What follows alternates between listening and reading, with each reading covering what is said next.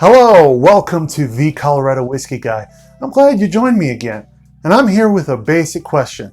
What is bourbon, and what's the difference between bourbon and American whiskey? Well, any whiskey made in America has to be made of fermented grain. It could be barley, it could be corn, it could be rice, it could be any grain.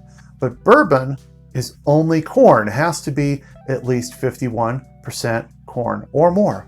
Now you'll mix it up, they'll have rye in there or wheat, and they'll have barley.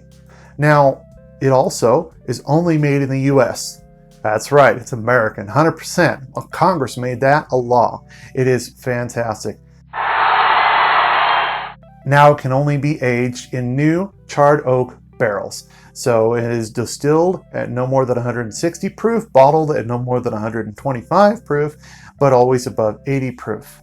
Now you'll find no age requirements are needed for bourbon, but you can have it in a barrel for a day and it's technically bourbon, but if it's straight bourbon whiskey, then that is at least 2 years or sometimes more. Now, there's no additives, there's no coloring. It is straight, pure American bourbon. Now, you'll also find bottled in bond, and one might wonder, well, what is bottled in bond and what's the difference between that and regular bourbon? Well, bottled in bond is an extra set of rules for bourbon. Well, you can only have bottled in bond. It's just one distillery, made from one distillery and one master distiller in one season.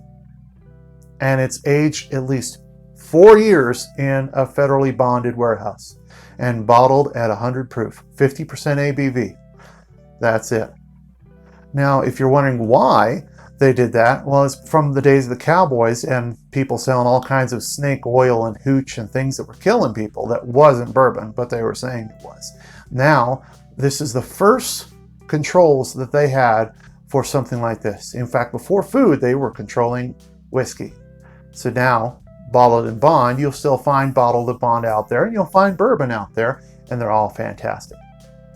But now when someone asks you, what's the difference between bourbon and regular whiskey? Now you know. And I hope you'll join me the next time.